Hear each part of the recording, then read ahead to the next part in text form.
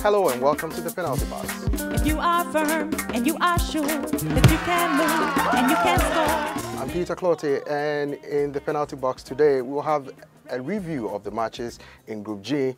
We had Portugal facing the US men's national team and the Ghanaian Black Stars taking on the German Machine. As usual, my experts are here, and today they'll look at the details of the matches. So experts, what were your views about the US-Portugal? Andre, let me come to you. It was a most interesting game. I must confess, I've been watching soccer for 47 years, and I have never seen a buzzer beater. I've seen late goals, but a buzzer beater, that's for other sports. So it was very interesting. I can tell you that it changed radically the animus of both teams. It changed radically the animus of both nations.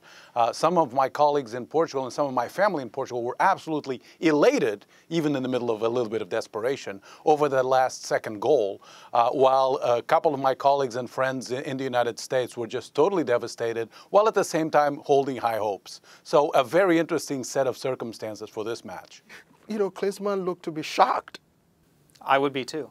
A lot of people were shocked. I mean, they really deserve the 3 points out of that game, obviously, but the two goals that were scored in the match by Portugal, both of which were off of huge mistakes.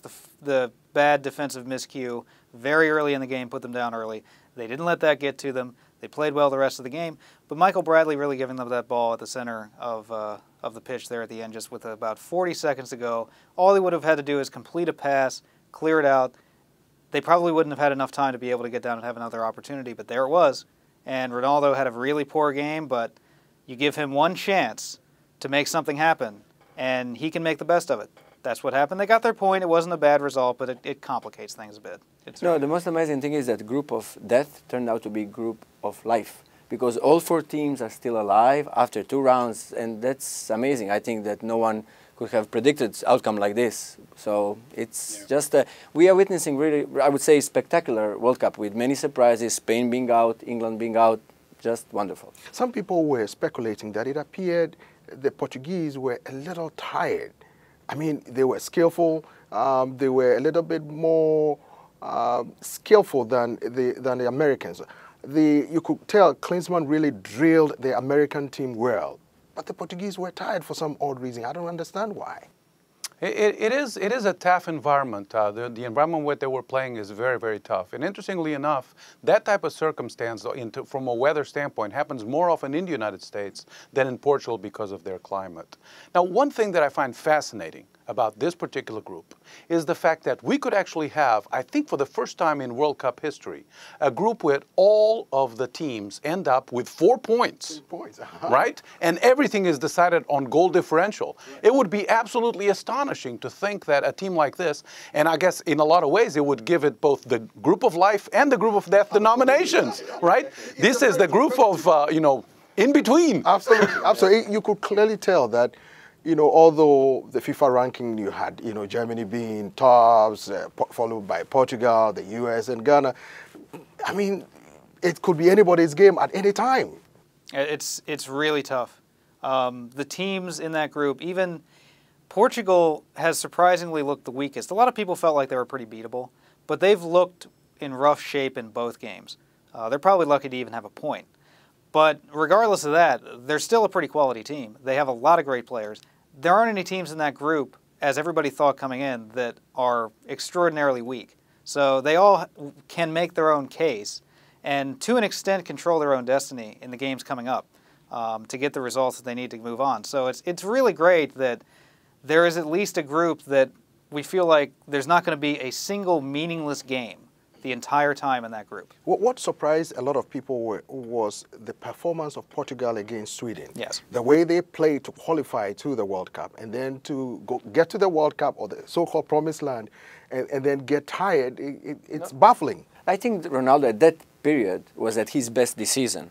So right now, as we know that there is some knee injury is involved in his performances. So we can see that he's struggling. That's not the Ronaldo that we kind of know that shines on the field.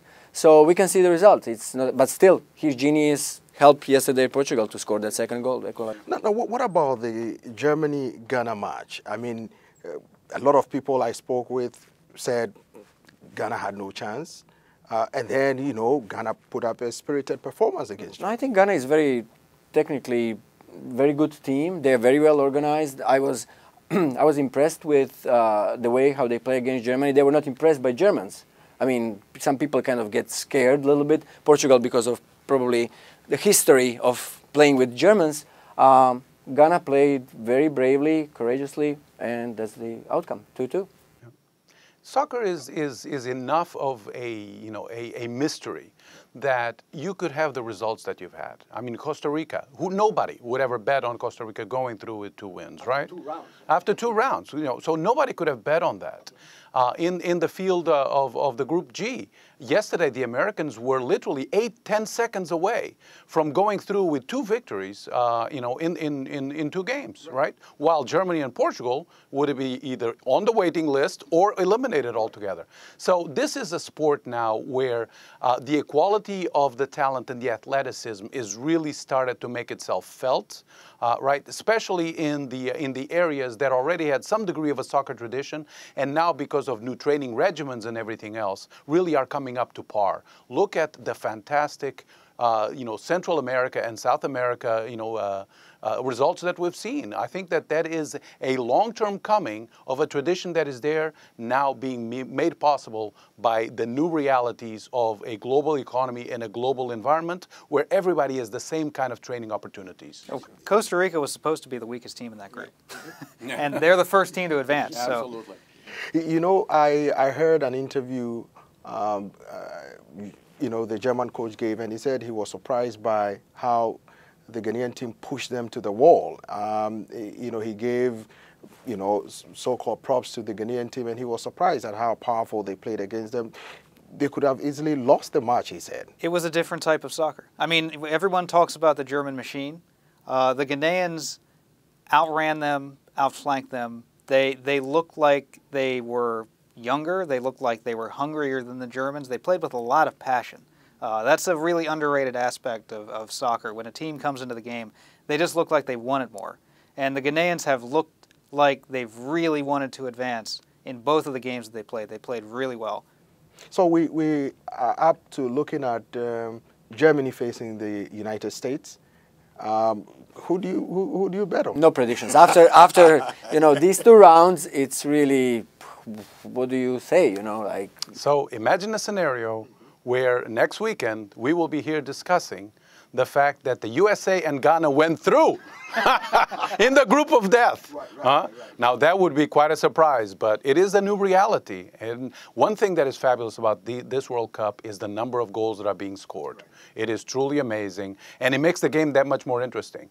You know, this just might be the World Cup that makes that turnaround in the American public, where all of a sudden it becomes the elite sport that it is everywhere else in the world, and it gains the attention that is always richly deserved. Especially if they go through. Yes. Oh, yes. Yeah, that will definitely have an impact on that equation. I actually think that scenario is going to happen. I think the Ghanaians and I think the U.S. are going to move through in the group. Wow.